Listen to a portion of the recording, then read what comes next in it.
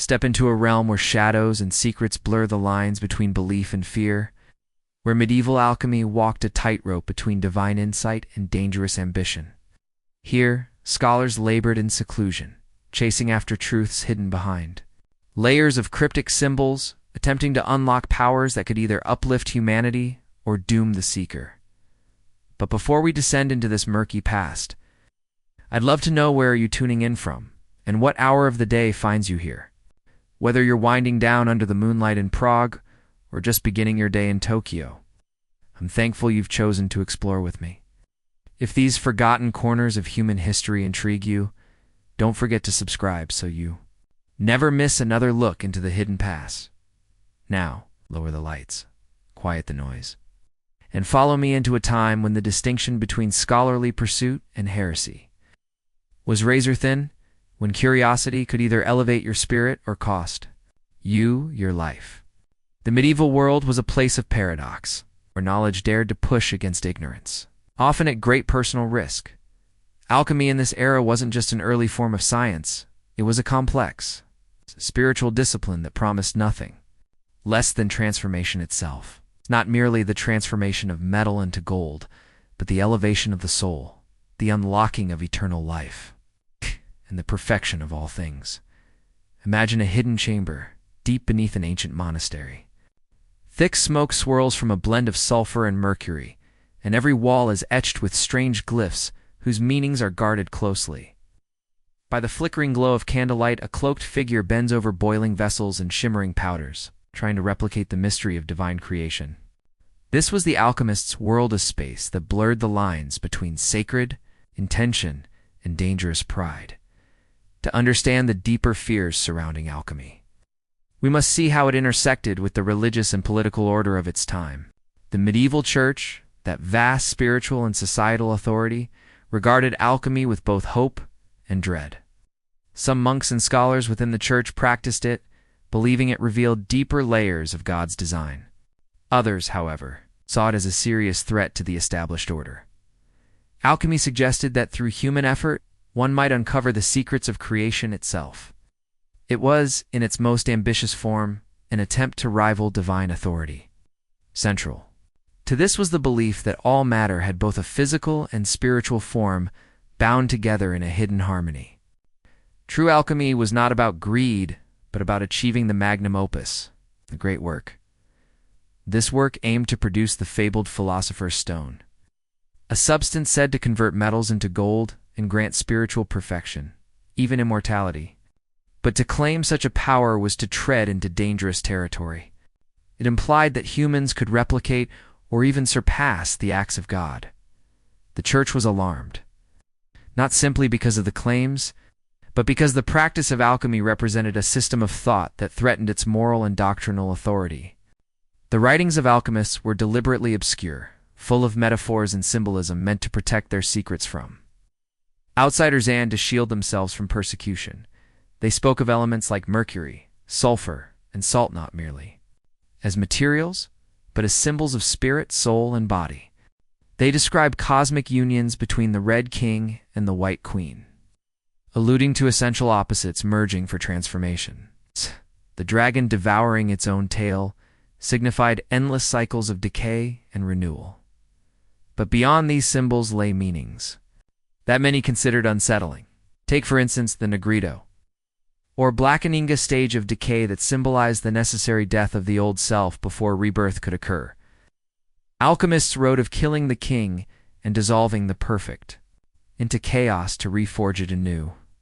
This kind of language, even as metaphor, shocked devout minds. How could faithful Christians speak so freely of death, disintegration, and symbolic violence? Unsurprisingly, many alchemists lived on the margins of accepted society. They were scholars who'd read too deeply, healers frustrated by the limits of medieval medicine, or desperate individuals hoping to escape poverty through miraculous gold-making. They operated in secret, forming loose brotherhoods sworn to silence and shared knowledge. Among the most enigmatic names in alchemical lore is one referred to only as G. Some say this was Jabir ibn Hayyon, an 8th century scholar from the Islamic world. Others believe the name masked multiple European authors, whoever G truly was. The texts attributed to him contain references to strange experiments and substances. Bordering on the unthinkable, he described formulas for synthetic life, acids that could dissolve anything, and deadly powders, requiring only a touch to kill. The philosopher's stone was not the only goal some alchemists aimed to manipulate the human body and soul, testing whether the same transformations applied to nature could reshape life itself. Tales emerged of homunculite, teeny human-like creatures. Supposedly grown in glass, nourished by blood and other mysterious fluids, these beings, if they existed at all, were believed to hold supernatural insights, though at costs considered morally unthinkable.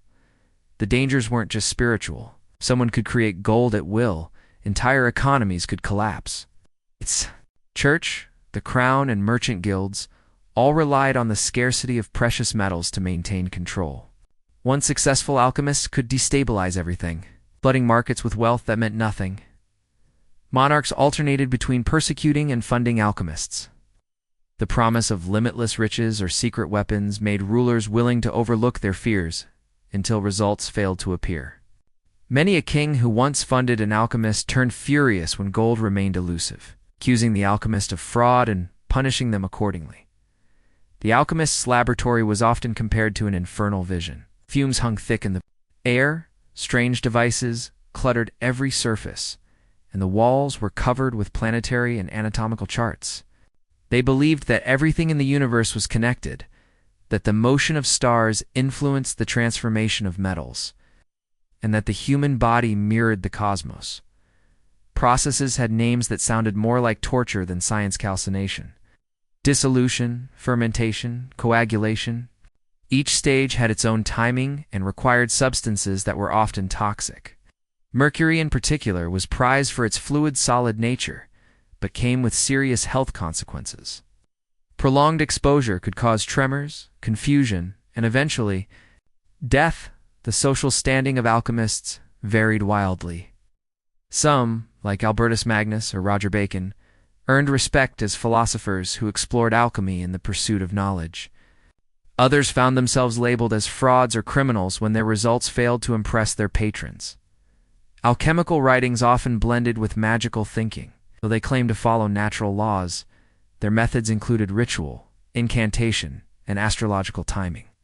They inscribed their glassware with cryptic symbols, burned rare herbs, and followed elaborate procedures that appeared more religious than rational. In time, alchemy's influence extended into medicine. Healers like Paracelsus believed that what changed metals could also cure illness. They created powerful medicines using distilled minerals, plants, and even substances once considered poisonous. But with potency came risk. Doses had to be exact, or the cure could quickly become a lethal poison.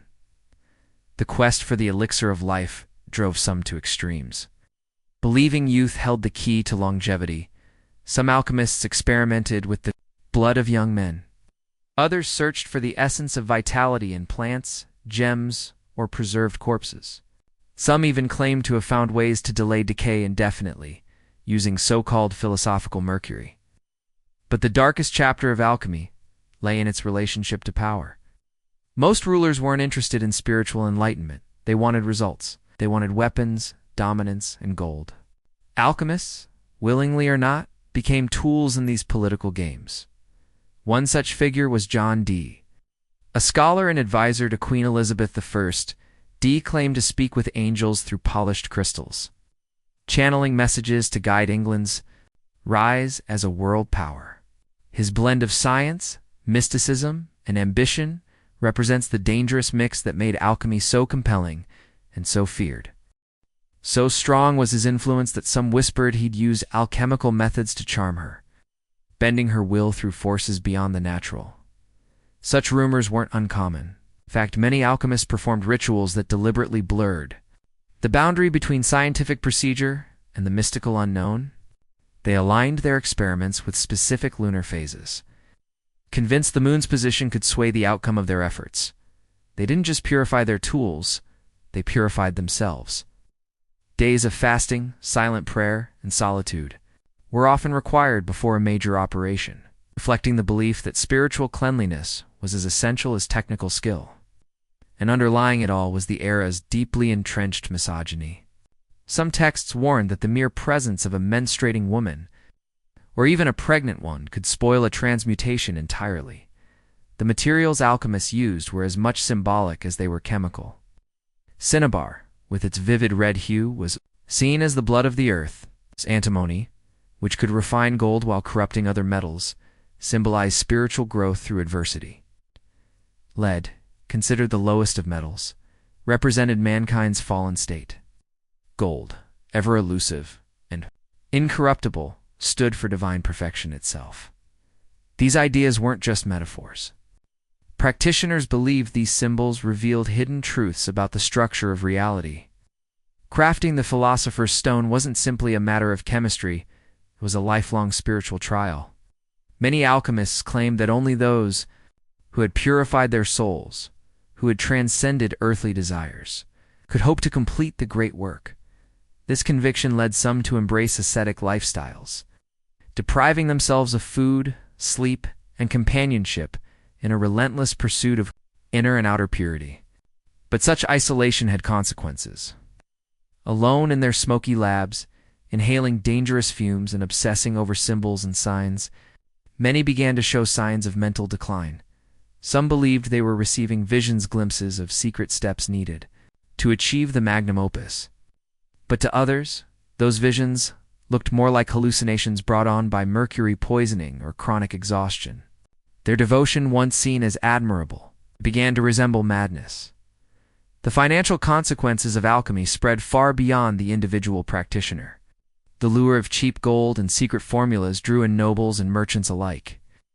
Wealth that could have been spent on public works or practical science was funneled into these hidden experiments. When success failed to appear, the economic fallout was often severe, fueling distrust, resentment, and instability across already fragile communities. Alchemy's relationship with the intellectual institutions of the time was complicated. Some universities cautiously welcomed it as a potential offshoot of natural philosophy. Others, however, rejected it entirely, viewing it as a corruption of true learning. Where the university valued open debate, alchemy thrived on secrecy. Where scholars argued with logic and citation, alchemists often responded with allegory or accusation. Disputes didn't just question theories, they could devolve into charges of deceit, competence, or even dealing with dark forces. Despite or perhaps because of its shadowy nature, alchemical equipment was remarkably advanced. Devices like the Athanor, the legendary furnace of philosophers, could reach extreme temperatures and sustain them for days. It allowed metals to be melted that had previously resisted all heat. Then there was the Pelican, a vessel that allowed liquids to circulate continuously, creating concentrated solutions with surprising potency. The Yick, a form of distillation tool, could extract volatile elements from even the most stable materials. These weren't just scientific tools. They were power, dangerous, volatile, transformative power. The same knowledge that refined precious metals could be used to make lethal poisons. The same furnaces that sought the philosopher's stone could produce deadly explosives. Some even claimed to have rediscovered the secrets of Greek fire, terrifying substance that clung to surfaces, burned atop water, and defied all attempts at extinguishing. The culture of secrecy that surrounded alchemy wasn't simply about guarding techniques, it was about protection, survival in a world where deviating from church doctrine could cost you everything. The church would condemn a person over disputes about sacred bread and wine, and claiming to alter substances at their core was more than controversial, it was dangerous. The Inquisition watched carefully. Alchemists were never far from suspicion. Their use of obscure language and cryptic illustrations served multiple functions. It concealed their work from prying eyes, created a mystique that attracted followers, and allowed failure to be explained away. If a formula didn't work, the alchemist could claim the reader misunderstood it or wasn't spiritually prepared. This vagueness kept the practice alive, even in the face of constant skepticism. Nowhere was this ambiguity more troubling than in its influence on medicine. Alchemist physicians proposed that disease wasn't simply caused by bad air or spirits, but by fundamental imbalances. Just as base metals were flawed forms of gold, if metal could be purified, so too could the human body. This belief led to the use of dangerous substances as cures. Mercury, arsenic, and antimony were administered in small doses, thought to bring healing through controlled transformation. In practice, the results were often disastrous. Cures became poisons. Patients became victims of misguided hope and alchemical ambition. One of the most dangerous goals of alchemical thought was the universal solventa mythical liquid that could dissolve anything. Such a substance, if it existed, would revolutionize metallurgy, mining, and even medicine. But it would also be an unstoppable threat, capable of breaking down walls, vaults, or human bodies with equal ease. Even imagining such a thing reflected the boundless ambition and recklessness of the alchemical worldview central to that. Worldview was the idea of correspondence, the belief that everything in the universe was linked through hidden patterns. What happened to metal could happen to flesh. What occurred in the stars shaped the success of a reaction. The state of the alchemist's soul could tip the balance between success and ruin, to modern eyes. These ideas can seem fantastical, even absurd. But within the context of the time, they were part of a sincere attempt to understand the universe, structure, its laws, and humanity's place within it. And yet, for all its spiritual aspirations, alchemy became deeply entangled with ambition. As we peered deeper into the darker corners of this world, we see how the pursuit of enlightenment gave way to hunger for wealth, for control, for transcendence at any cost. The laboratory was no longer just a place of study. It became a crucible of obsession, and at the heart of this hidden world was the master-apprentice system, a method of knowledge transfer fraught with risk. Young men seeking secrets often bound themselves to older practitioners, unsure whether their teacher truly held ancient wisdom or merely claimed to. Bound by oaths, they learned in silence, surrendering years of their lives in hopes of discovering the great work for themselves. Cut off from the outside world, these apprentices often endured years of labor that could end in nothing but disillusionment. Some masters subjected them to hazardous procedures, using them as living tools in dangerous experiments, all while claiming it was in pursuit of knowledge for the greater good. Gender roles within alchemy mirrored and intensified the misogyny of the era. While legendary figures like Mary the Prophetess were credited with significant breakthroughs, the vast majority of practitioners were men who often viewed female influence as inherently disruptive. The language of alchemy frequently described transformation through the lens of aggressive, even violent, sexual metaphors referring to the chemical wedding of metals as a kind of forceful union. These weren't innocent phrases. They reflected deeper ideas about control, purity, transformation, ideas that shaped how many alchemists viewed not just metals, but women themselves. The growing international web of alchemical thinkers meant that forbidden knowledge crossed borders more easily than kings or armies. A text banned in one kingdom might reappear, translated and adapted in another. Islamic contributions to alchemy, rich with insights in advanced methods, entered Christian Europe through regions like Spain and Sicily, stirring both fascination and fear. At the same time, European innovations found their way back into the Islamic world and beyond, forming a scattered but connected brotherhood of practitioners whose loyalty lay with knowledge rather than with nations. The implications of truly successful alchemy were massive. If base metals could truly be transmuted into gold, the financial systems of Europe would crumble. The entire economy, built on the scarcity and stable value of precious metals, would collapse. Some monarchs, recognizing both the promise and the danger, secretly sponsored alchemical work while condemning it publicly, hoping to gain its benefits. While keeping rivals in the dark, the tie between alchemy and astrology brought yet another level of tension. Practitioners believed that heavenly bodies influenced their work not just symbolically, but directly. A successful operation required precise planetary alignments and favorable celestial omens. This belief system implied that human effort was subordinate to cosmic forces, subtly challenging the dominant religious notion of free will. If stars and planets held sway over creation, and perhaps divine power was not as exclusive as the church insisted. Alchemical traditions were kept alive through secret codes and hidden networks, creating an underground current of thought that often ran counter to sanctioned teachings. These cryptic manuscripts and private societies preserved dangerous knowledge, passing it through generations in ways that avoided censorship or persecution. Such secrecy implied that truth itself was too potent for the average person to handle that. Wisdom had to be protected, controlled, and granted only to the few deemed worthy. But this secrecy came at a price. The toll on the minds and bodies of alchemists was heavy and often overlooked. Years spent in solitude, inhaling poisonous fumes and working with dangerous chemicals, led many into irreversible physical and mental decline. Mercury alone, widely used and highly toxic, could cause severe neurological damage. Add to that arsenic, lead, and other harmful materials, the risks became extreme. The psychological effects of chronic exposure were often misinterpreted.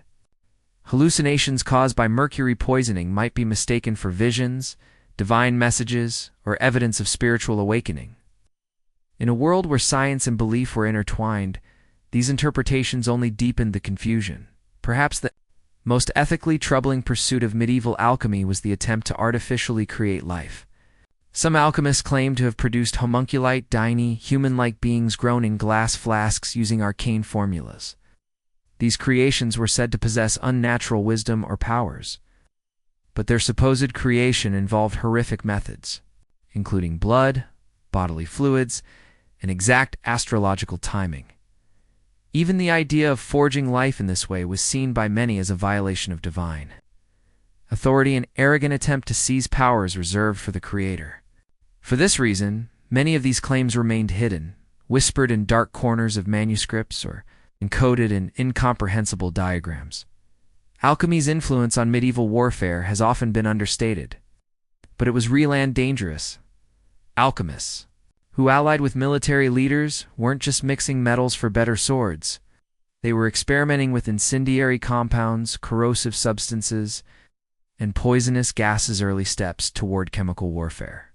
These weapons were rarely documented, but likely changed the tactics and decisions of generals and rulers who had access to them in the realm of finance. Alchemy could also be manipulated. Merchants who claimed to understand transmutation could attract vast sums from investors eager for profit. Many of these ventures turned out to be elaborate frauds, early versions of pyramid or Ponzi schemes. When they collapsed, the effects were devastating, bringing down entire trading families and destabilizing already fragile banking systems. The medicinal use of alchemical substances added another layer of danger. While some compounds showed genuine therapeutic potential, the same remedies often came with severe side effects. A treatment might alleviate one illness while causing irreversible damage to organs, nerves, or the brain. Those who recovered from a disease sometimes found themselves suffering from the consequences of their cure cycle that often led to further dependence on increasingly dangerous remedies. The spiritual narrative built around alchemy was, in some ways, its most deceptive element. Alchemists claimed that their work reflected divine principles, that transforming metals mirrored the soul's own purification, that the philosopher's stone was a symbol of divine grace, and that their experiments were a form of devotion. These claims allowed practitioners to mask their material ambitions behind a veil of spiritual language. Pursuits that might otherwise be condemned as greedy or profane were instead framed as holy endeavors. This made it difficult for church authorities to oppose alchemy without appearing to obstruct religious progress. Yet, beneath the symbolism, the true goals often remained worldly power, longevity, control over natural laws. And while some alchemists may have sincerely believed in the soul's refinement through labor, many used spiritual language to justify what were essentially quests for dominance. The environmental cost of alchemical work was significant and frequently ignored. To maintain the heat needed for transmutation, furnaces burned immense amounts of wood and charcoal, contributing to deforestation around major alchemical hubs. Failed experiments left behind chemical waste, mercury, arsenic, sulfur, often dumped into rivers or buried shallowly, contaminating the land and water for generations. The very air around some workshops was thick with noxious fumes. Mercury vapor and sulfurous smoke didn't just threaten the practitioner, they polluted entire communities. But alchemists rarely considered the long-term effects of their work. Their focus was on the experiment, the potential breakthrough, the promise of success. As we come to the end of this long descent into the world of medieval alchemy, one truth becomes clear. The greatest danger wasn't in mythical powers or imagined demons. It was in what happens when the pursuit of knowledge is divorced from moral responsibility. The alchemists of this era weren't villains. Many were curious, driven, even idealistic. They wanted to understand the universe, to elevate humanity, to achieve greatness. But their methods steeped in secrecy, ambition, and disregard for consequences led them down dark and treacherous paths. The legacy they left behind stretches beyond the boundaries of chemistry or science. It includes the rise of secret research, the emergence of elitist knowledge structures, and the long-standing pattern of valuing discovery over consequence. We see echoes of these patterns in later ages, from the invention of explosives to the creation of nuclear weapons. The true darkness of alchemy was not in its failures, but in the rare moments when it came close to success. Those glimpses of power, of transformation, tempted minds to cross boundaries they couldn't fully understand. As you drift into sleep tonight, perhaps you'll imagine those distant chambers lit by flickering candles, glassware, bubbling metals, gleaming symbols etched into the stone walls. But let it be known, the real fear lay not in what the alchemists failed to achieve, but in what they almost did. The Middle Ages hid many secrets, none more potent or more perilous than the shadowed art of alchemy. But Marcus was not alone. Across Europe, a shadowy network of alchemical thinkers quietly exchanged ideas, using cryptic manuscripts and secret symbols carved into monastery walls. They spoke in metaphors, dragons and lions, red kings and white, queen symbols meant to protect their knowledge from those who would accuse them of heresy or worse. The Church's reaction was swift and uncompromising. In 1317, Pope John XXII issued Spondent Quas non exhibent, a papal bull that openly condemned certain alchemical practices as deceptive and spiritually dangerous. Rather than stopping the movement, however, this declaration only pushed its practitioners further into secrecy, heightening their sense of urgency and often driving them to more extreme experimentation. One infamous figure was Nicolas Flamel, a Parisian scribe later immortalized in legend. While remembered by some as a man who discovered the philosopher's stone, contemporary accounts suggest a more troubling reality. Hidden beneath his scriptorium was a private workshop where, according to rumors, Flamel conducted obscure experiments involving organic materials, sacred relics, and other ingredients believed to be vital for his so-called life essence elixir. The psychological toll of these practices was considerable. Alchemical substances like mercury could cause tremors, confusion, and hallucinations. Many practitioners described vivid dreams or waking visions, interpreting them as messages from higher realms or in some cases spiritual entities. In a time when mental health was poorly understood, such experiences were often taken as signs of either enlightenment or spiritual peril. What made medieval alchemy especially complex? Its entanglement with formal learning. Monastery centers of scholarship sometimes became the unexpected hosts of these secretive experiments. Monks with access to ancient texts and rudimentary laboratory tools occasionally found themselves drawn into alchemical study. It gradually blurred the lines between orthodox learning and unsanctioned inquiry. Some alchemists developed elaborate mythologies around their work, tracing their knowledge to Hermes Trismegistus, an ancient figure revered across Islamic, Jewish, and Greco-Roman traditions. They believed that alchemy was more than a material science. It was a sacred mission to restore humanity to a pure prelapsarian state. This philosophy directly challenged certain interpretations of Christian doctrine, particularly the belief that redemption could only come through divine grace. The physical environment of alchemical laboratories tells its own story of risk and obsession. These spaces, often tucked away in hidden cellars or remote towers, were filled with alembics, pelicans, crucibles, and furnaces. The heat was constant, the fumes suffocating, and the air often thick with the scent of sulfur and smelted metals. Injuries and respiratory problems were common, yet many continued their work. Driven by visions of transformation and transcendence, one of the more controversial aspects of medieval alchemy was its application to the human body. Practitioners held that the microcosm of the body mirrored the macrocosm of the universe. In this belief system, understanding human anatomy could unlock cosmic truths. This led to crude anatomical studies conducted on deceased individuals, sometimes. Those unclaimed or condemned, under conditions lacking any modern ethical oversight.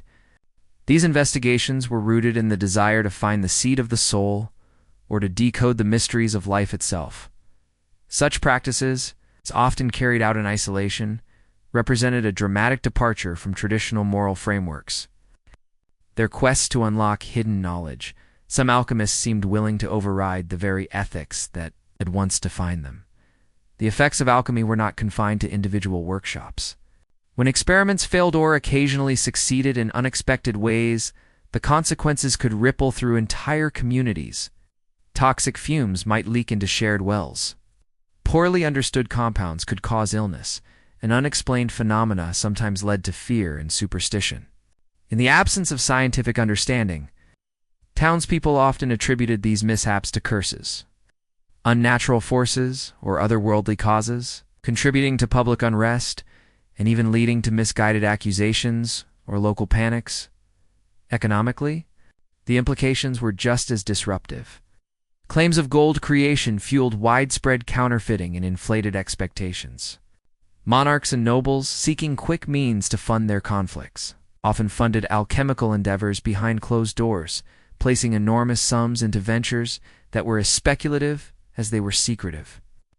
The result was often instability, especially when these endeavors failed to yield the promised wealth.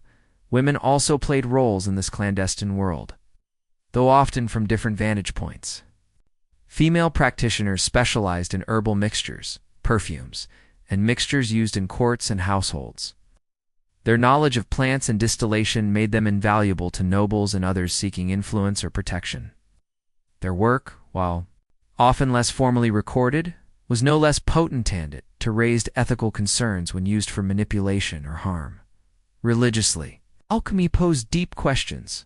Rather than depending solely on divine will, the alchemists sought to manipulate nature itself. Some viewed this as an attempt to collaborate with divine power, while others saw it as a dangerous replacement of faith with human ambition. The belief that knowledge alone could elevate humanity to divine levels was seen by critics as spiritual overreach. To guard their findings, alchemists developed intricate security measures. Formulas were fragmented, distributed among disciples, or hidden in coded language that only a select few could interpret. Books were buried, hidden behind false walls, or written in symbolic languages filled with layered meanings. Some practitioners never committed their most dangerous formulas to paper at all, passing them down orally through generations of trusted students. By the late Middle Ages, alchemy had embedded itself deeply into European culture.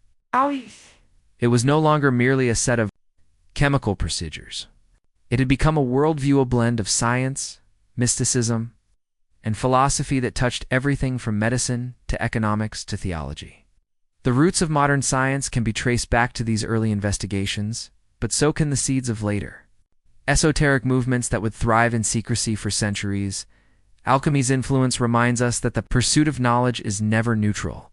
Those who advanced human understanding through chemistry and metallurgy also walked paths that often skirted the edges of moral boundaries and social responsibility. The true legacy of medieval alchemy lies not just in its ideas, but in the questions it raises about ambition, secrecy, and the ethical use of discovery at its most extreme.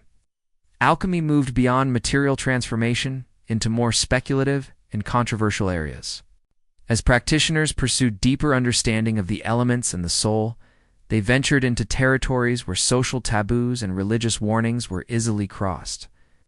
The remote laboratory became a stage upon which the boundaries between investigation and belief, between knowledge and power, dissolved completely. Its danger was not in failure, but in partial success, the small triumphs that suggested far greater power might be within reach. These glimpses of mastery over matter, life, and death invited temptation, pride, and sometimes reckless action. Take Roger Bacon, the 13th century Franciscan friar. Though a respected scholar, his writings carefully veiled in allegory hinted at experiments far beyond accepted science, speculated about prolonging human life, harnessing natural forces, and manipulating the environment through arcane means.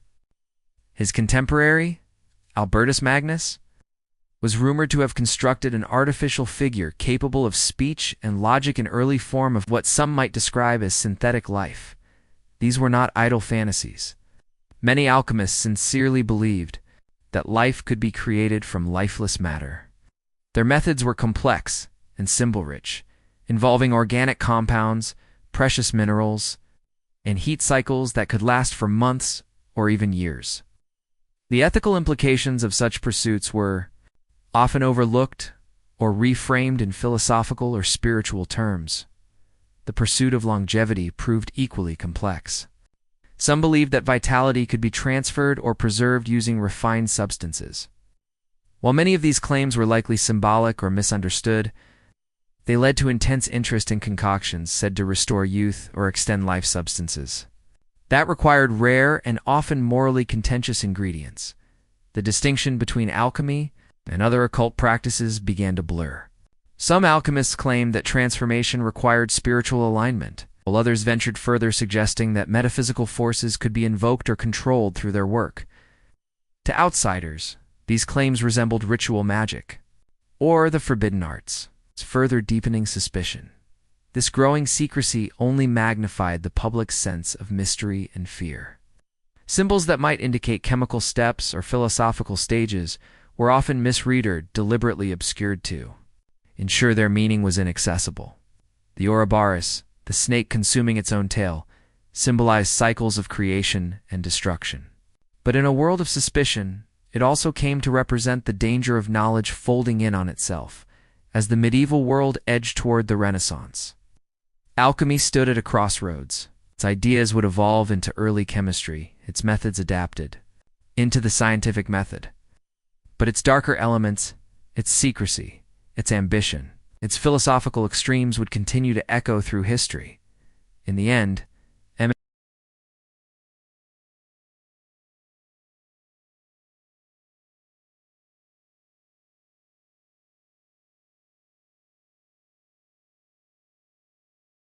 the Ouroboros, ancient symbol of a serpent devouring its own tail, was more than a decorative motif for the medieval alchemist.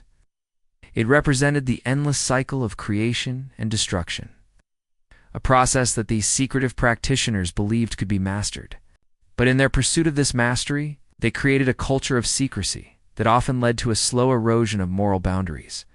Alchemical communities became self-contained worlds, where apprentices were introduced not through formal education, but through ritual, secrecy, and trust earned by silence.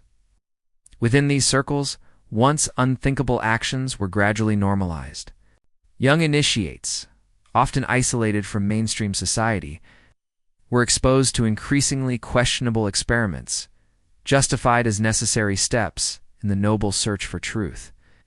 Slowly, ethical concerns gave way to rationalizations, and the human cost of knowledge became a secondary concern.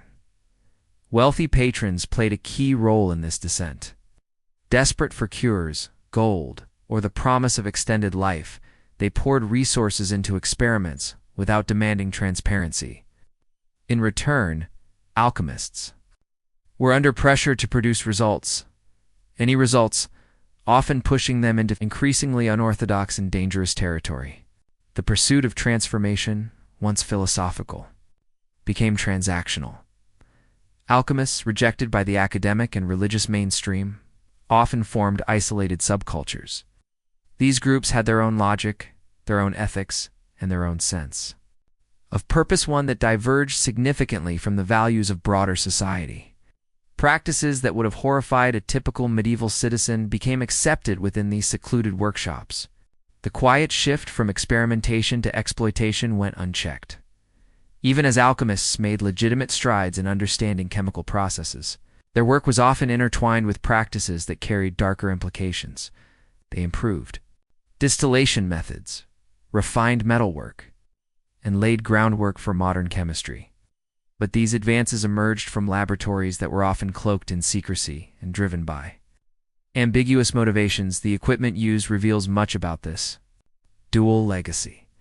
Retorts and furnaces were carefully built, not just to refine substances, but to explore the boundaries of life processes.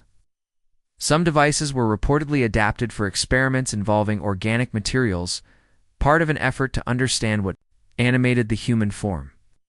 Symbol-covered flasks and elaborate inscriptions added layers of spiritual or mystical meaning to procedures that modern minds would classify as scientific. The toll this work took on the practitioners was immense.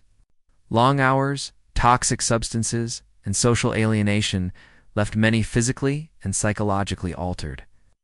Prolonged exposure to mercury and lead, for instance, led to neurological symptoms we now understand as poisoning, but which were then misread as mystical visions or divine revelation. Some alchemists' later writings are filled with paranoia, grandiosity, and a detachment from reality. In extreme cases, their view of humanity shifted. People became raw material for experimentation rather than fellow beings. This mindset didn't remain isolated to individuals. Networks of like-minded practitioners emerged, bound together by secrecy, ambition, and shared purpose. These groups were less focused on enlightenment and more interested in influence, often infiltrating courts, guilds, and other powerful institutions. The very secrecy that once protected them from persecution now gave them license to operate. Beyond scrutiny, as their influence spread, so did concern. Monarchs who had once funded alchemical research quietly withdrew support as rumors grew about substances that could subtly manipulate thought, deteriorate health, or cause long-term psychological distress. The idea that alchemists might wield quiet, invisible power frightened those in authority, especially when the results of their experiments became difficult to trace or contain. The environmental effects of their work were rarely considered, but were significant. The materials used mercury, arsenic, sulfur, and lead-contaminated soil, water, and air around active laboratories. Forests were depleted to feed furnaces. Aquifers were compromised. And while these consequences were not well understood at the time, their scale left marks on local environments for years, even generations. But perhaps the greatest tragedy of medieval alchemy lies in its dual legacy. On one hand, it preserved scientific curiosity in an age of intellectual stagnation. On the other, it demonstrated how easily noble intentions could be compromised. In their drive to understand the natural world, alchemists sometimes ignored the ethical costs of their experiments. The very labs that produced useful discoveries also served as arenas for moral compromise. There are stories, persistent and chilling, of figures like Brother Augustine, a Franciscan monk remembered not for his sermons, but for the hidden laboratory beneath his monastery. During the day, he was a healer and spiritual guide. At night, he withdrew into a secluded chamber carved into stone, where the air was thick with vapor and strange symbols were etched into the walls. His personal journals, discovered centuries later sealed behind a false wall, reflect a gradual and unsettling transformation. In early entries, Augustine speaks of lofty goals: to develop cures for the poor, to refine metals for his monastery's coffers, to serve both science and faith. But as time passed, the entries changed. His tone grew darker, the experiments more urgent, and the required materials more difficult to justify.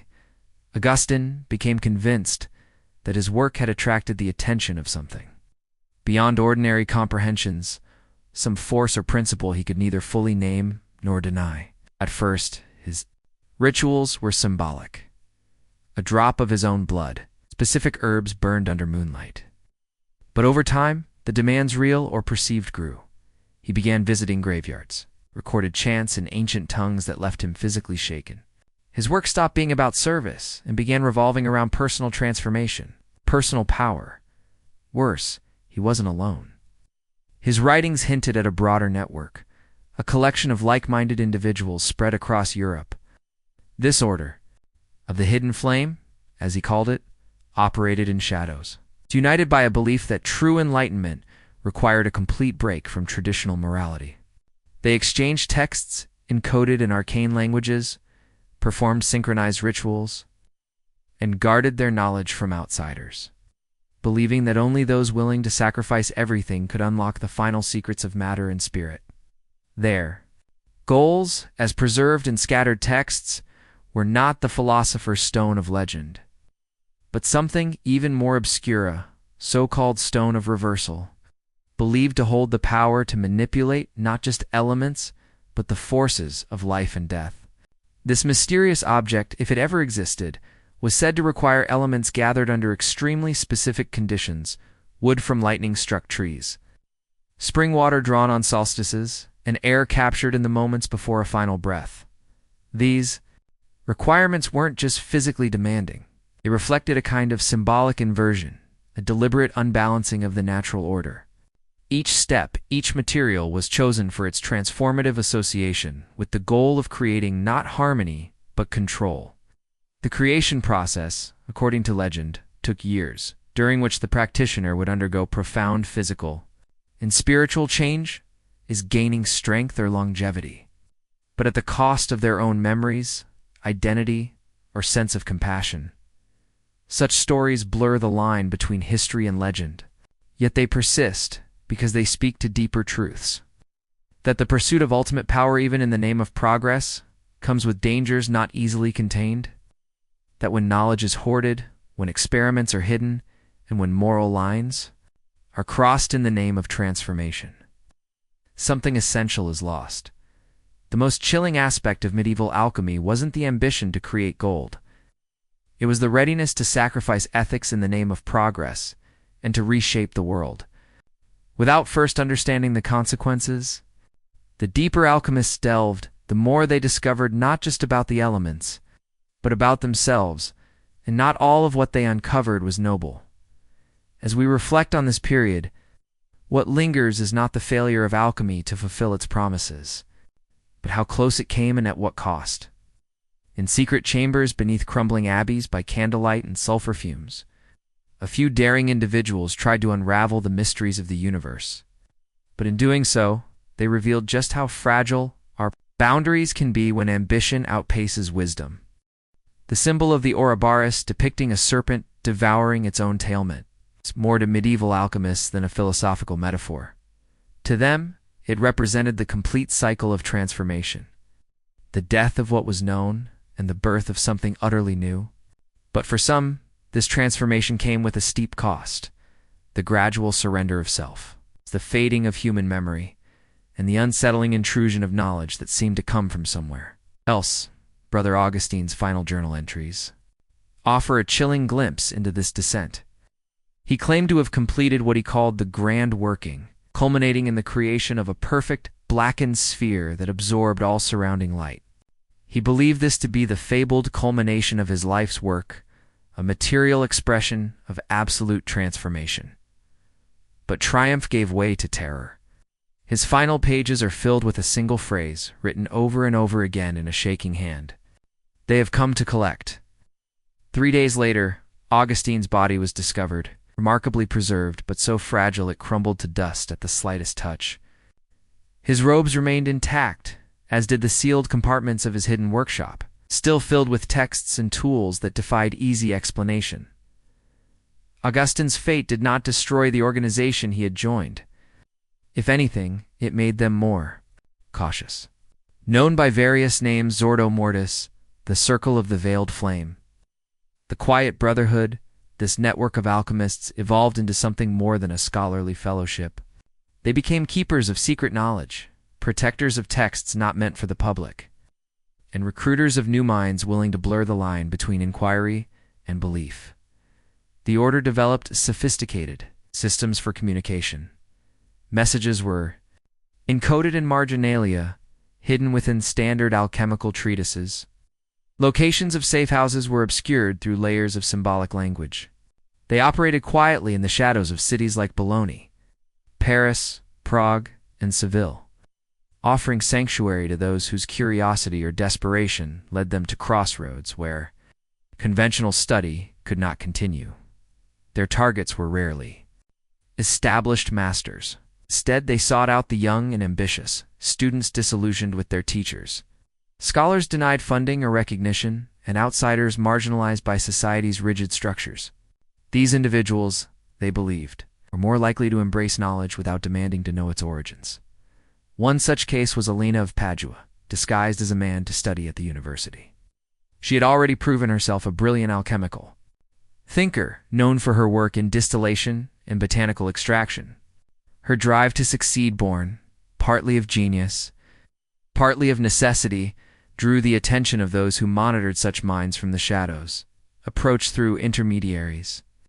Elena was offered a private laboratory, access to texts banned centuries earlier, and rare materials unavailable through any official channels. At first, the instructions she received seemed harmless. Transcribe this formula. Attempt this experiment. Record your results. But slowly, the nature of her research began to change. The texts she received had subtle alterations, passages that seemed out of place, diagrams that hinted at alternate meanings. The procedures grew more complex, and the results more ambiguous. Her early work in refining medicinal substances shifted toward experiments with more unstable reactions. She noted emotional disturbances, odd dreams, and strange occurrences around her lab, flickering lights, voices behind walls, a sensation that the very space she worked in was watching her. The laboratory, it turned out, had a history of its own. Built atop ruins older than the university itself, it had long been associated with ritual use. The very stones seemed to hum with memory, and over time this influence began to seep into her work. Her focus turned to the study of artificial life, specifically how inert materials might be animated. Not in the fantastical sense of creating people from clay, but through mimicking the structural functions of life itself using alchemical reactions. Elena's experiments grew increasingly daring. She began using organic compounds to simulate tissue-like reactions. Some of her notes described developing gelatinous forms that responded to heat or sound, reacting almost as if they possessed rudimentary instincts. Her notebooks became filled with symbols and annotations that she herself did not recall writing. Then came the breakthrough that changed everything. One of her experiments, a complex amalgam of minerals and biological extracts, took on a shape disturbingly familiar to her, a half-formed face, vaguely human, pressed against the inside of a glass container. In that face, she thought she saw someone she knew, her younger brother lost to illness the previous year. It was impossible, irrational, and yet, in that moment, something deep within her broke. What followed is known only through second-hand accounts. Elena attempted to destroy her own lab, burning notes, smashing vessels, and preparing to leave Padua entirely. She planned to speak to church authorities, to confess everything. But on the night she was set to leave, she was found in her workshop, her body contorted in unnatural ways. The official cause was declared as exhaustion or collapse due to overwork.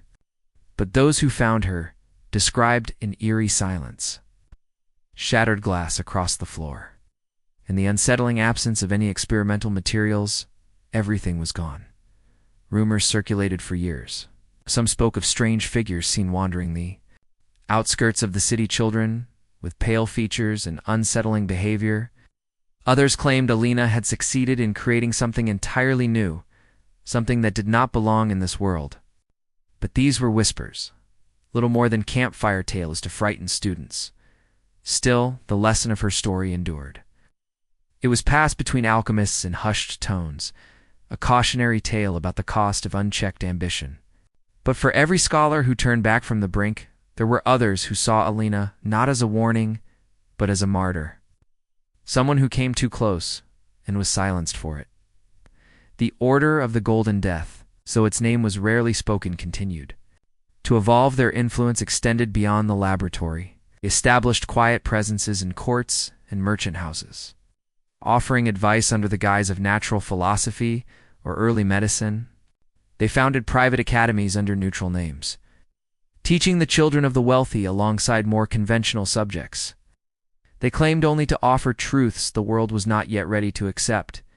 Even today, fragments of their work remain. Recipes written in reversed Latin and impossible geometries.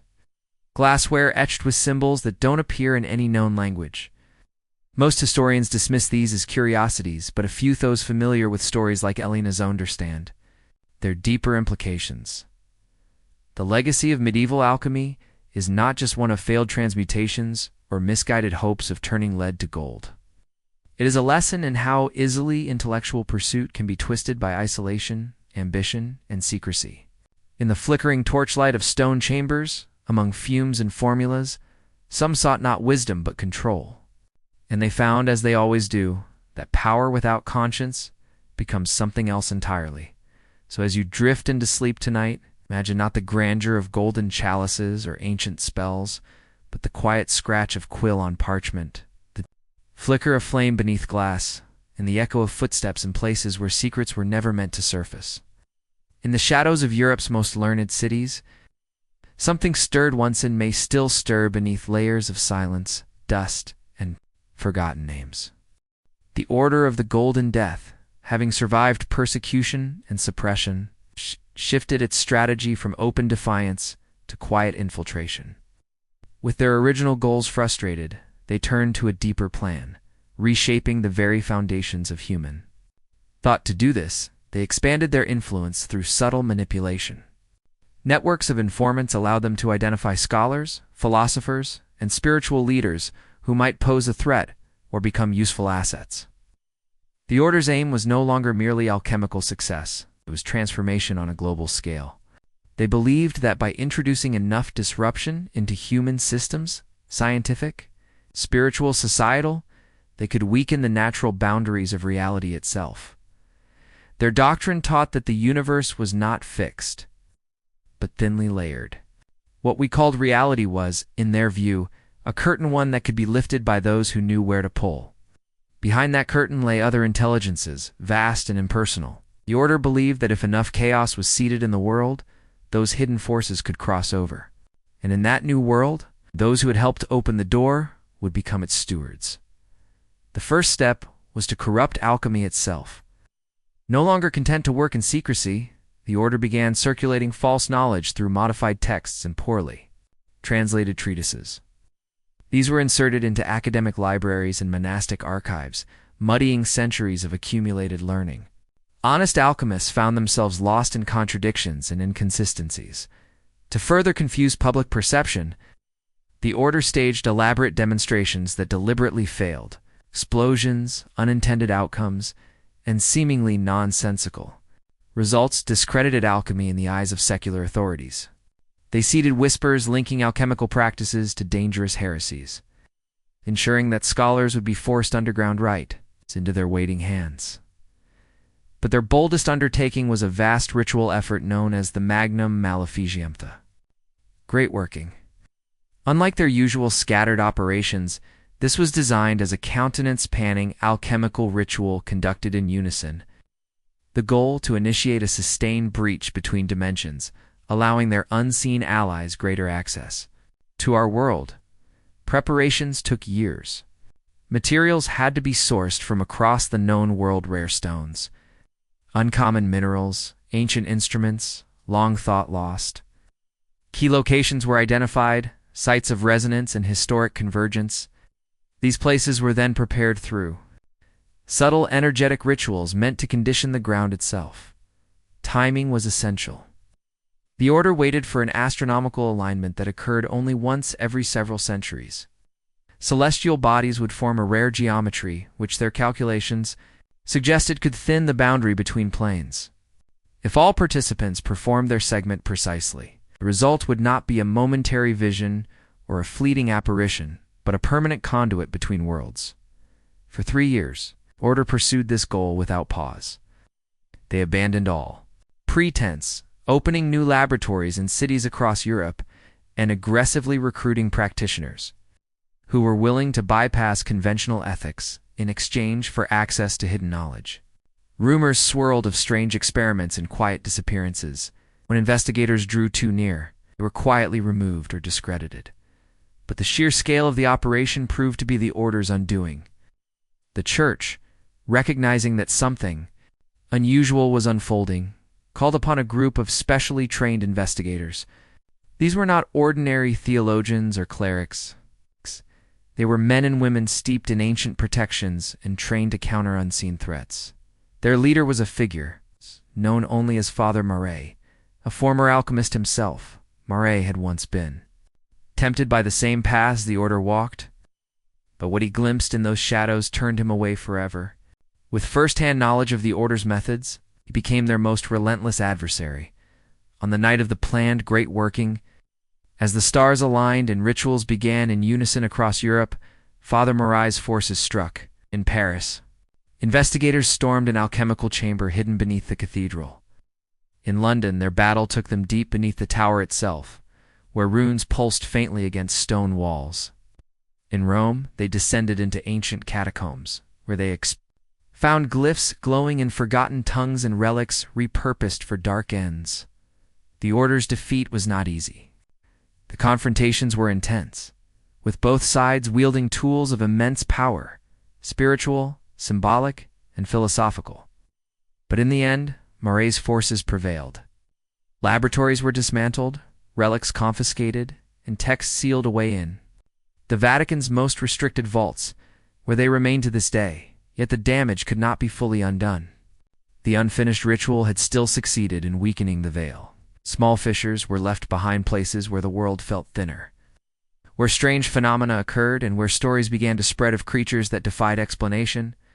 Over time, these anomalies became legends, tales of monsters, shadowy visitors. In haunted places where reality twisted unpredictably, the surviving members of the order scattered across the globe. Chastened by their failure, they adapted, no longer chasing mass rituals. They began to embed themselves within new cultural movements hidden among early Renaissance thinkers, cult revivalists, and secret philosophical societies. Their goals remained the same, but their approach evolved with the times. Their legacy reminds us of the dangerous potential hidden within even well-intentioned inquiry. The story of medieval alchemy is not simply one of failed experiments or a naive ambition. It is a chronicle of how knowledge, when stripped of ethical grounding, can become a gateway to chaos. Many of the order's foundational texts survive only in fragments. These contain diagrams that seem to shift when viewed for too long, instructions that hint at manipulating the very essence of matter and mind. Scribbled margins hold desperate warnings, please, from those who realized, too late, the path they had taken. The greatest horror may not have been the rituals or the near-catastrophic breach. It was the quiet unraveling of good men and women who sought healing, understanding, or enlightenment and were instead seduced, piece by piece, into something far more dangerous. They didn't fall in a single moment. They bent, compromised, justified, until there was nothing left of their former selves. And in the end, many came to enjoy what they had become. Their journals speak not of guilt, but of exhilaration. They saw themselves as visionaries, as pioneers, standing on the edge of a new reality. To them, morality was a relic, one that only constrained true progress. This is the true legacy of the Order of the Golden Death. Not demons in fire and brimstone, but corruption in the heart of knowledge itself. A reminder that every pursuit has its price. And some truths, however tempting, should remain unexplored. For while the laboratories have long since turned to dust, while the rituals have faded from memory, and while the names of those who led the order have been buried under layers of history and denial, the ideas remain. In libraries few visit, in diagrams few understand, in whispers passed between circles of seekers still hungry for more they endure, and in the candlelit corners of forgotten places, there are still those who ask the old questions, still those who reach beyond the veil, still those who believe they can finish what the order began without paying the price.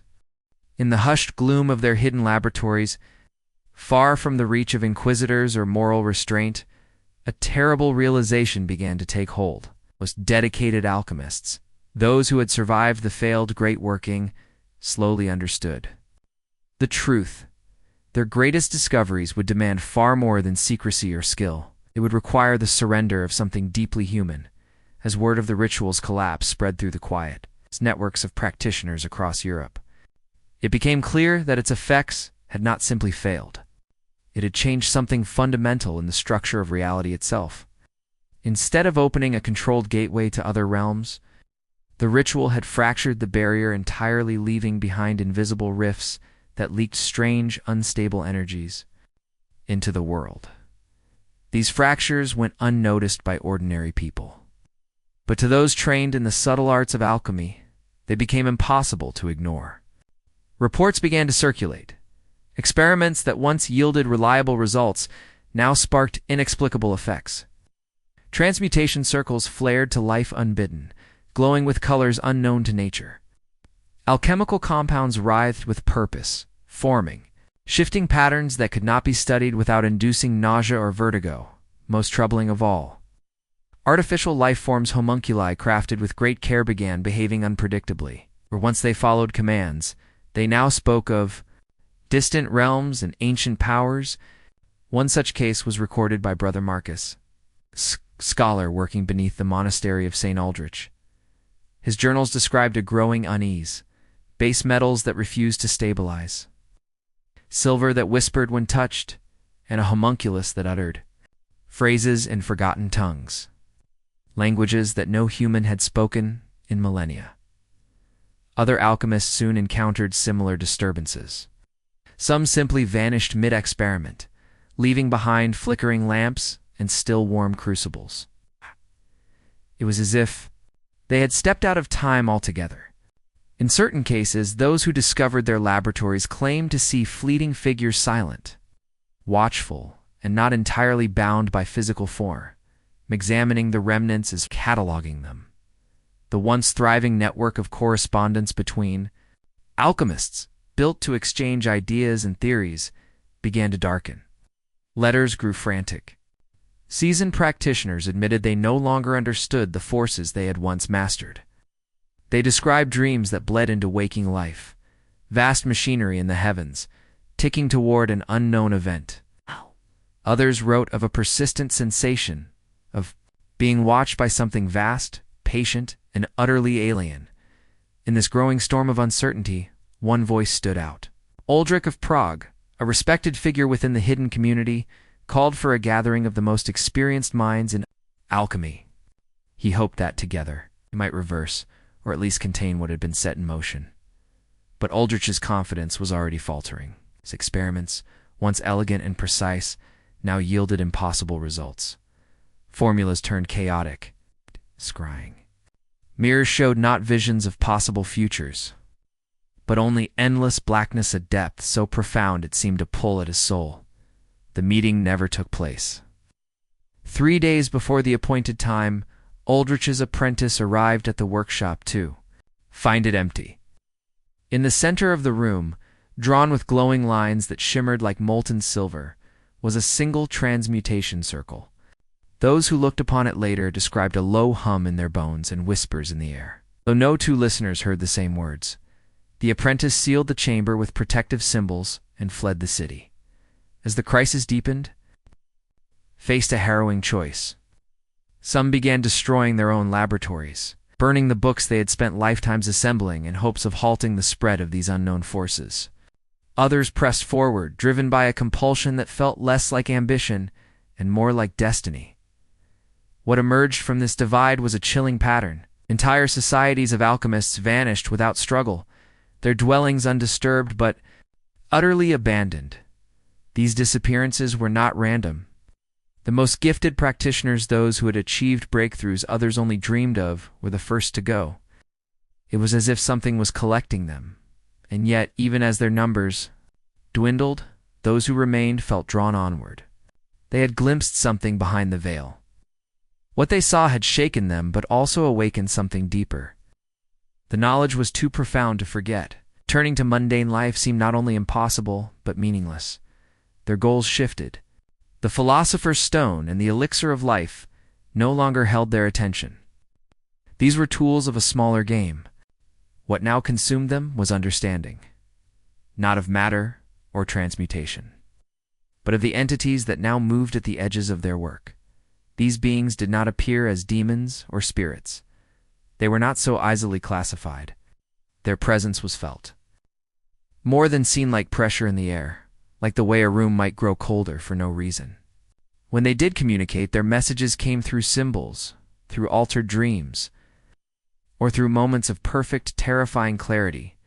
They spoke of patterns too vast for the human mind to grasp, of a reshaping that had already begun, of humanity, as one fragment among many soon to be reconfigured into something new: knowledge.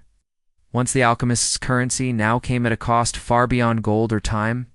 Some offered years of their lives for single truths. Others gave up memories, identities, or the emotions that tethered them to humanity. Brother Marcus's final journals, scrawled in increasingly fragmented language, describe these exchanges in detail. He wrote of relinquishing his capacity to feel affection, finding that, in its place, came insights into patterns of reality previously hidden from him. With each offering, he learned more, and with each revelation, he became less recognizable even.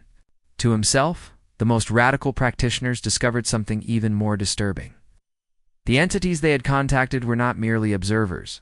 They were builders, engineers of reality itself. And they had been using the alchemist's rituals, not as communication, but as construction. By following their instructions, the alchemists were unknowingly helping to create the conditions necessary for a transformation of the physical world. It was not destruction the entities sought, was refinement, restructuring a form and function into something more aligned with their own nature. The alchemists, in turn, began to see themselves, not as humans, but as instruments. Their laboratories became workshops for metaphysical architecture.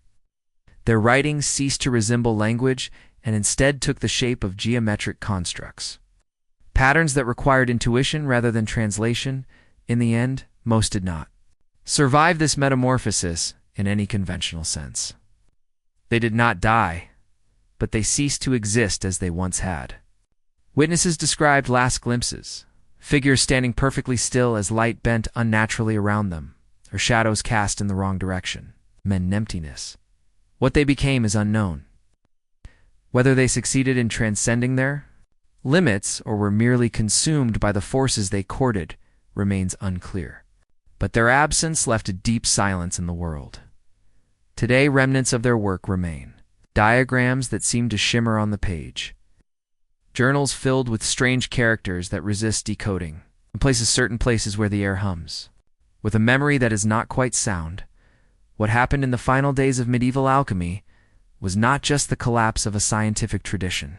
It was the unraveling of a boundary long held sacred, a threshold crossed, not in haste, but with deliberate, reverent steps by people who believed that knowledge was worth any price, and perhaps for some, it was.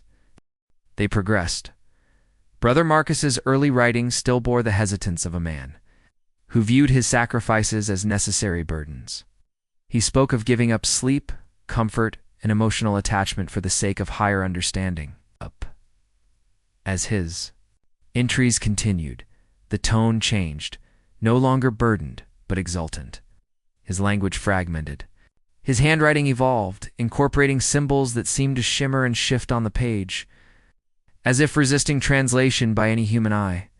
The entries described perceptions that no longer aligned with physical reality, of colors that produced sound, of time folding like parchment, selfhood dissolving into something vast and unfamiliar.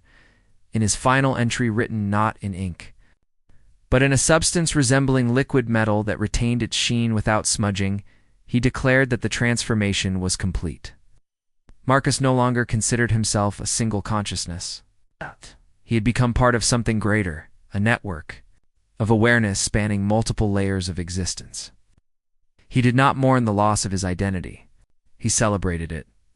Figures like Marcus marked the arrival of something wholly new on the stage of human history. They retained traces of their human origins, but they no longer served human needs. Instead, they became intermediaries, bridges between human practitioners and the dimensional intelligences that hovered beyond the veil. They brought insights that no mortal could have discovered alone, but at steep and often irreversible cost. Under their influence, the remaining alchemists began constructing works far beyond the boundaries of earlier practice. They designed machines and vessels that existed partially within multiple realities, allowing them to manipulate forces that had no names in any known language. Their notes included mathematical systems so complex they could describe geometries that functioned outside of time. Their diagrams pulsed with strange energies, as if the ink itself remembered its author's intent.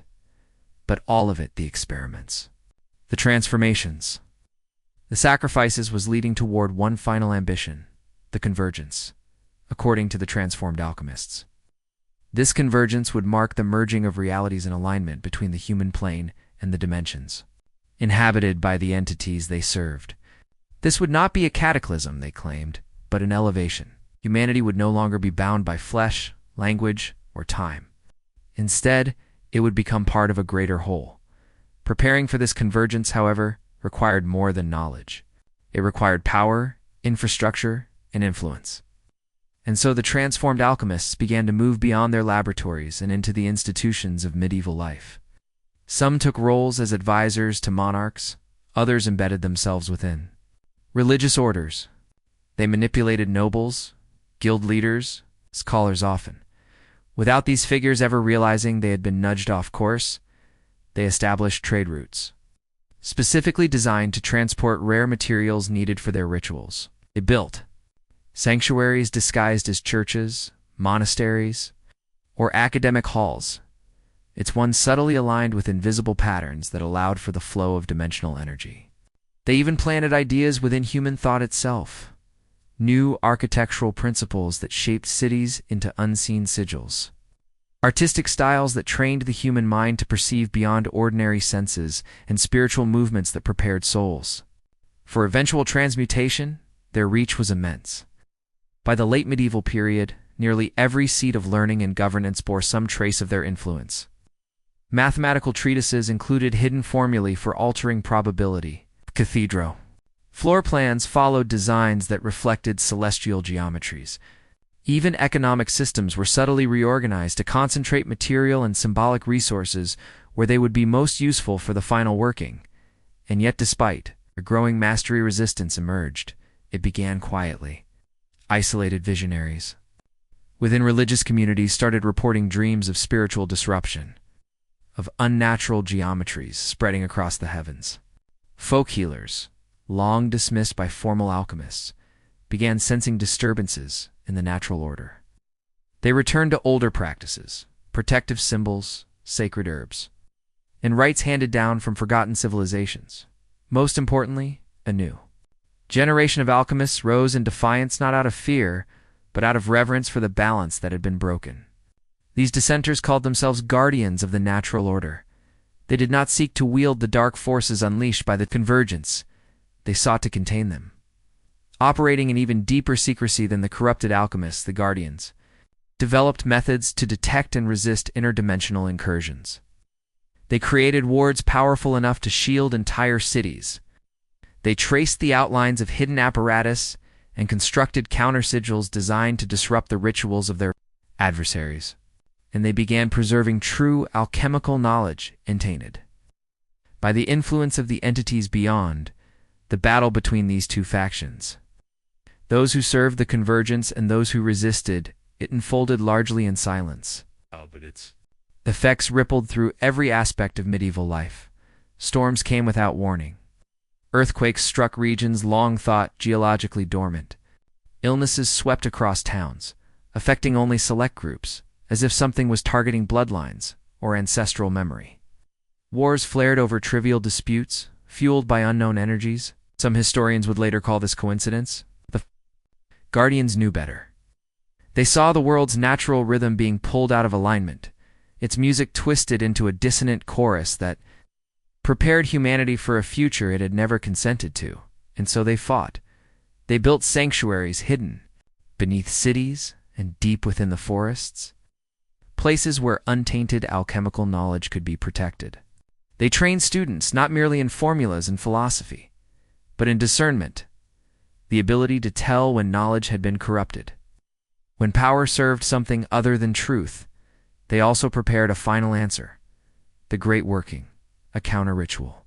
Meant to undo the damage of the convergence, it was designed not just to stop the ritual, to seal the fractures between worlds and restore the natural balance. Meanwhile, the transformed alchemists completed their own preparations. Their machinery vast, layered and incomprehensible, spread beneath cities and holy sites. Their followers gathered in secret to focus energy into a singular moment when the barriers between worlds would fall away entirely. The world stood on a precipice to the corrupted. The convergence was not a threat, it was destiny, they believed. That to remain human was to remain incomplete, to deny the truth of what they had seen. To them, humanity's transformation was the next step in evolution, an ascent beyond flesh, beyond fear, beyond limitation. To the guardians, the convergence was annihilation not of the body, but of the soul. Not death, but distortion. They believed the entities who waited on the other side of the veil did not offer unity. They offered erasure. Neither side would yield, though the convergence would ultimately be thwart. Its apparatus disrupted, did not end. Its failure did not destroy the knowledge that had been cultivated, nor did it silence the entities who had watched and waited. Instead, it scattered both the corrupted and the uncorrupted across time. The survivors passed down fragments of their discoveries hidden in grimoires and architecture, in the margins of illuminated manuscripts. The residual effects of the convergence lingered. Sites once central to its workings remained altered. Abandoned towers and forgotten monasteries pulsed. With unseen energy, visitors reported visions, impossible sounds, sense of being observed by something old and still present. Some saw hooded figures in empty halls, moving with purpose through places where no one had lived in generations. Others reported the air growing dense, as if filled with memory or invisible weight. These echoes neither alive nor dead marked the places where the convergence had nearly succeeded. They remain even now, beneath cities and within forest ruins. They wait in the corners of forgotten libraries and behind the facades of ruined chapels. Not because the story has ended, but because, as history will soon reveal, it is still unfolding. The shadows of dawn crept through the narrow windows of the monastery, touching stone floors long since abandoned to silence. How? But the silence was not peace. It was the silence of things watching. The legacy of the order had seeped deep into the bones of the land. Animals avoided these places not from fear, but from instinct, sensing what human minds refused to acknowledge. Sensitive souls spoke of an invisible weight, a psychic pressure that built the moment they approached these ruins, pressing against their thoughts like a hand against glass. Entire villages had come to fear such sights, handing down warnings from parent to child about the cursed ruins on the hill. The grove that no birds entered, the well that whispered, the unnatural creation of life, perhaps the order's most terrifying. Achievement had left behind beings that defied classification. These homunculi were not fully alive, nor truly dead. They wandered through remote forests and marshes, drawn to human presence by a terrible hunger. Their forms varied wildly.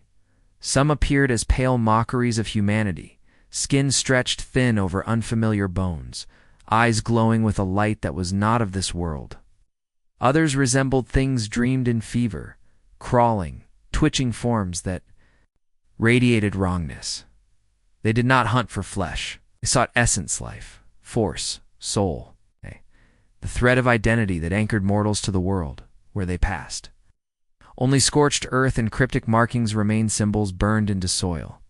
In stone, incomprehensible yet unmistakably deliberate, those who returned from such places spoke of unbearable pressure in their thoughts, as if something had tried to open them from the inside.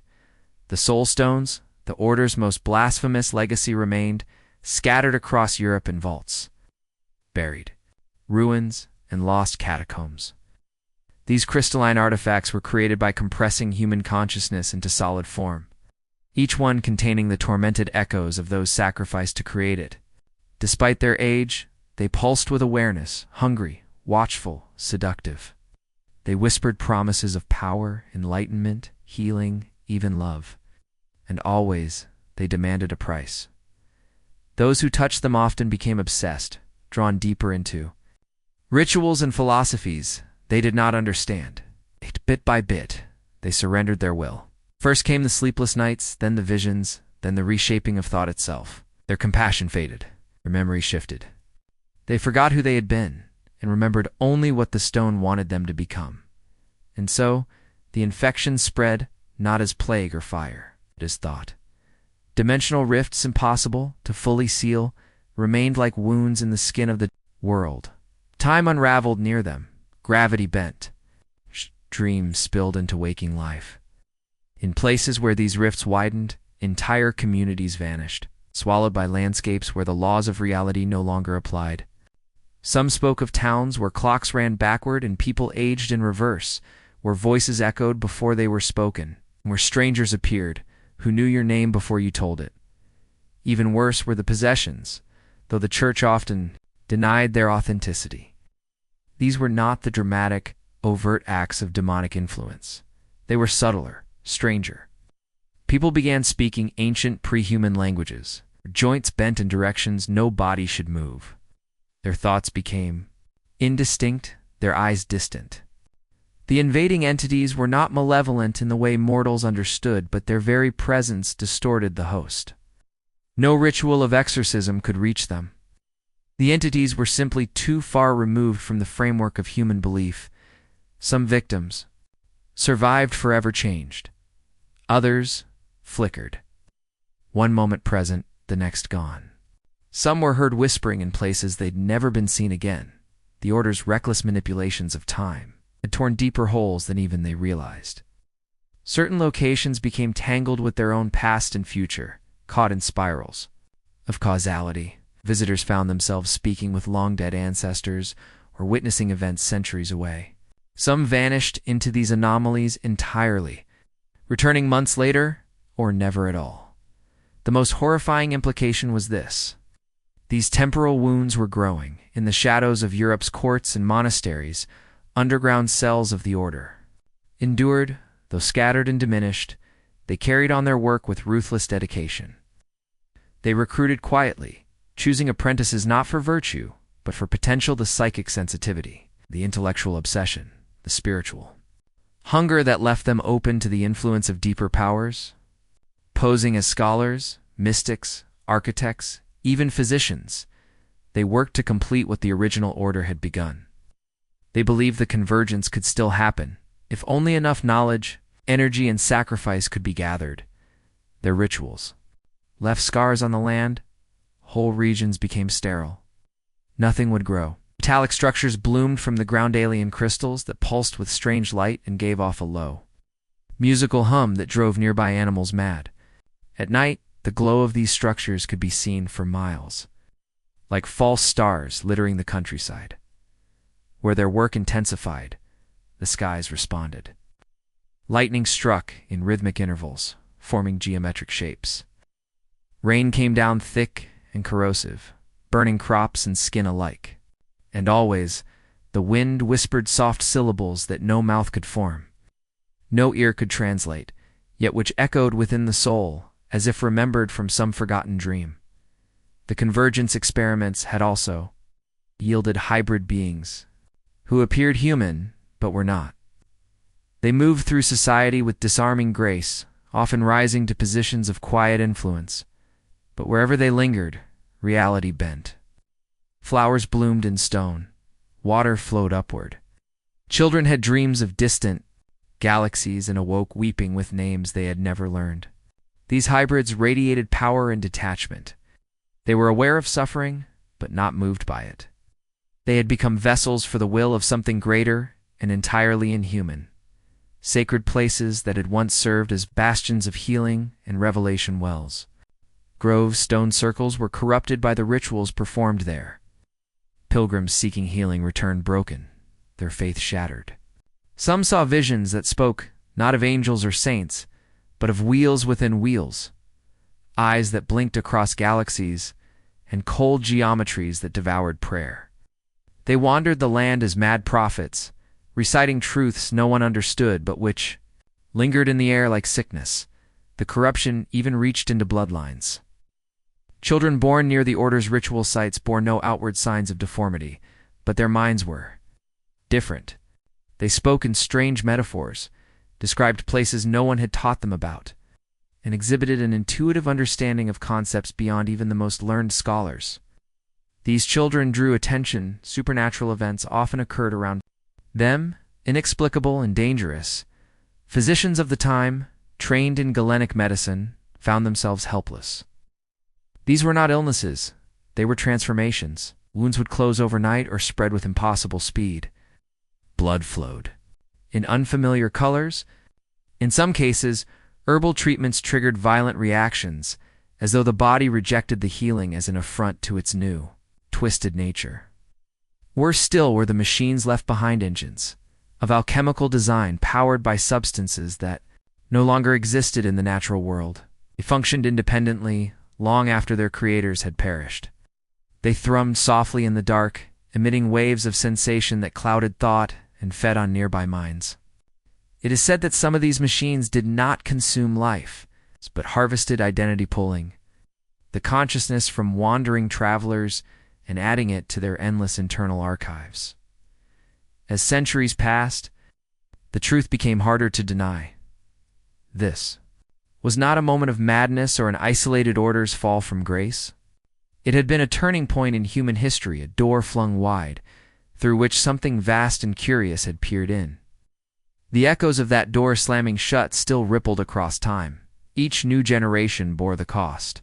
For every village abandoned to spectral activity, for every scholar who vanished in pursuit of forbidden knowledge, for every war sparked by inexplicable violence, there was a hidden thread, tracing back to that ancient experiment gone wrong. The Guardians, still scattered but undeterred, continued their impossible war. They sealed what rifts they could. They protected what knowledge remained untainted. But the enemy was patient, endless, operating on timescales that made centuries seem like breaths. Still, the Guardians endured. Because each day of delay was another dawn where children laughed, where flowers bloomed in spring, where lovers met beneath stars that hadn't yet been rewritten. The truth behind medieval alchemy was never about gold or eternal life. It was about contact, about an ancient species brushing its fingers against something older and infinitely stranger. And once touched, the world could never be the same. Some doors once opened do not close. They wait. The scriptorium was quiet, save for the soft scratch of Brother Marcus's quill on parchment. He sat hunched over his desk, the candlelight flickering across his hollowed face. The ink he used seemed darker than usual, almost crimson in the lamplight, as though drawing not just pigment, but something vital from the air around him. He was recording another failed transmutation, one more entry in a ledger that had begun as a chronicle of hope, but had long since turned into something else entirely. These weren't the notes of a hopeful scholar, but the confessions of a witness to something profound and deeply wrong. Alchemy had once been noble, so they believed. A pursuit meant to elevate the human soul, to reveal the divine through the perfection of matter, turning base metals into gold, creating the elixir of life, peering into the mysteries of existence. But somewhere along the line, the pursuit had changed.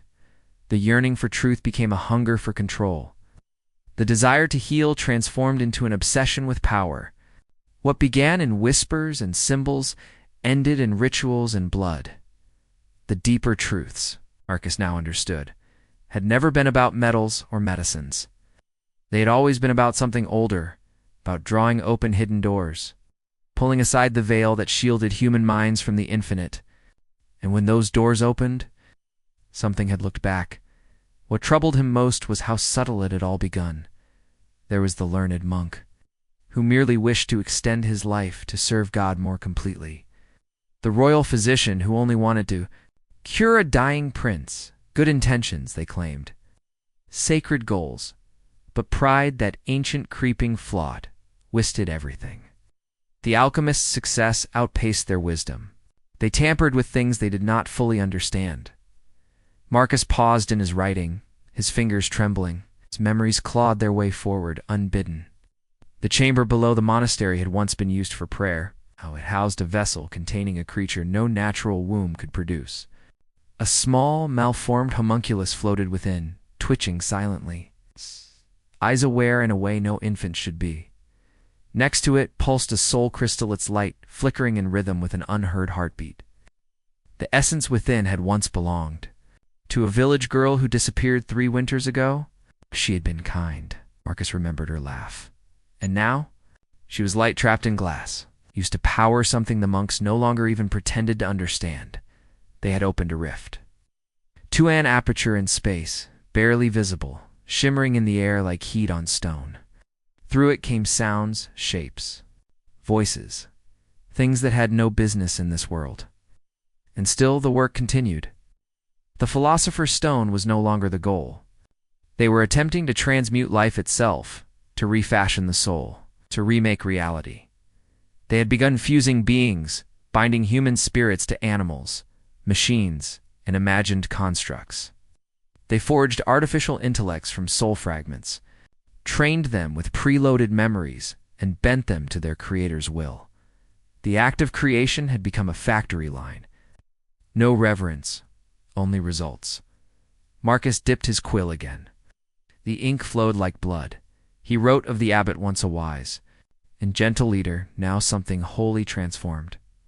His flesh remained intact, but his eyes had become multifaceted, his voice layered in harmonics that Marcus could no longer bear to hear. He spoke in ancient languages and dreamed with eyes wide open. He no longer walked, he glided. The others, the surviving monks, had become his attendants, moving like sleepwalkers, their voices dissonant and flat. Erased, what lived in the monastery now was not a brotherhood, but a machine for spiritual transfiguration, not toward God, but toward something else, something that watched from the rift, something hungry. And this wasn't confined to one monastery. Reports filtered in from across Europe. Universities once devoted to philosophy and theology had become incubation sites for these new practices. Royal courts now entertained alchemists who promised unending power, eternal youth, and dominion over death. Gifts came from more what was required in exchange. The entities that whispered to the alchemists had goals of their own. They offered visions, a world reshaped, where geometry twisted into forms that bent time and physics obeyed laws foreign. To the human mind, they promised preservation, not of humanity, but of raw material. Souls and minds would be preserved, yes, but in service of greater workings. The human form was incidental. Marcus could hear it even now, the chanting from below, the humming of strange engines, the rising screams of the latest subject offered to the great work. He knew what they were building. He had seen the schematics etched in crystal. Not merely machines, but blueprints for a new kind of being. Artificial minds, stitched together from human experience, designed not to feel, but to obey. They had become, in a way, creators. But their creations were built on stolen breath and shattered souls, and already the world was beginning to buckle under the weight. Villages near known laboratories reported altered gravity, recursive time, and children who spoke of dreams not yet dreamed. Forests withered, rivers ran dark. The waters carried a kind of memory. Sometimes voices echoed from streams, whispering warnings or weeping songs. Entire regions fell into silence. And then came the hollow men. They looked human, spoke, moved, acted human. But their eyes were empty. They were vessels, puppets. Something else lived behind the flesh, something cold, observant, and calculating. These beings infiltrated society with ease, slipping into councils, abbeys, markets, and guilds. They didn't kill, they converted. Ideas spread faster than blood. Philosophy, disguised as enlightenment, softened the boundaries of reality. Priests heard confessions they could not comprehend, visions of libraries filled with living flame, of gardens where the plants screamed, of mechanical angels that fed. On dreams, alchemy was no longer an academic pursuit. It was a contagion. It was intelligent. Church authorities, horrified, launched countermeasures. Inquisitors were dispatched. Monasteries were burned. Scholars were imprisoned. Texts were seized, but the enemy they faced could not be chained or set aflame. How do you fight a mind that doesn't live in this world? How do you kill a thought that spreads across dimensions? Even the Inquisition's most sacred relics sometimes failed. In some cases, they were turned against their wielders. Books rewrote themselves when not watched. Glyphs rearranged. Instructions shifted subtly, leading readers to unknowingly complete rituals meant for summoning, not salvation. Most terrifying was the discovery that none of this was accidental. The rifts, the summoning, the soul stones, the hybrid children. All of it was part of a larger strategy, a long-conceived plan unfolding with cold precision. The convergence wasn't a prophecy. It was a blueprint. The entities had waited patiently, letting humans build their own destruction. The great project that began as transformation of base metals had evolved into transformation of reality, and the critical mass was near. The barriers between dimensions once torn could not be resealed. Each ritual was a brick removed from the foundation of the universe, and the structure was beginning to collapse. Marcus knew it was too late to stop it entirely, but perhaps his words, his final testimony, might one day help others understand. If not to prevent what was coming, then to survive it. Or at least to recognize it when it began again. He sealed the parchment with wax, his trembling fingers pressing the mark of the order into its soft red surface, a record of regret, of horror, and of truth. Below him, something vast stirred. The walls of the monastery groaned as if reacting to pressure from another world. The flicker of the candle dimmed not from wind, but from something else. Something that watched. Something that had never been alive, yet had waited for this moment for a very long time. The final phase had begun. Across Europe, the signs multiplied. Livestock found in perfect geometric arrays. Children whispering equations they had never learned. Towns falling silent overnight. Winds that carried voices. Rain that burned. Shadows that moved independent of light. The hollow men grew in number. Some even wore the faces of kings. The convergence was not an explosion, it was an awakening. A new world was being born. Not in fire, but in thought. A reality sculpted not for human dreams, but for entities whose dreams had no end. And yet, even as Marcus closed his eyes and accepted the futility of resistance, a thought lingered. Perhaps his words would survive. Perhaps someone, somewhere, would read these pages and remember what was lost, what was coming. The candle guttered, the ink dried, and the monastery exhaled. So, as we step back from the crumbling ruins of hidden monasteries, alchemical chambers, and secret archives, a darker picture begins to emerge, one that challenges everything we thought we knew about medieval science and belief. These were not simply misguided men chasing eternal youth or glittering metal. They were architects of something far more ambitious and infinitely more dangerous, in their quest to unlock the hidden mechanics of creation. They opened passages that may never fully close. They built not just devices, but network systems of knowledge, ritual, and influence that would endure long after the fires in their furnaces went out. The great work, it turns out, was not the perfection of matter, but the transformation of reality itself. And though the bells of the 15th century purges rang loud, they did not silence the echoes. The surviving alchemists did what all elusive knowledge does. They went underground. They adapted, encoded, reshaped their practices beneath layers of theology, politics, and emerging science. The symbols that once adorned stone floors are now found in blueprints, circuit boards, and corporate logos. Their descendants walk among us not in robes and hoods, but in lab coats, tailored suits, and academic regalia. They no longer speak of philosopher's stones or homunculanaut in public. but in the margins of research papers, in the encrypted files buried within institutional servers, the language of transmutation continues, more refined, more precise, and far more capable, because the dark truth behind medieval alchemy is this: it never truly ended, it evolved, and it waits, still working quietly, carefully toward a final synthesis that may one day rewrite not just the rules of science, but the very fabric of what it means to be human.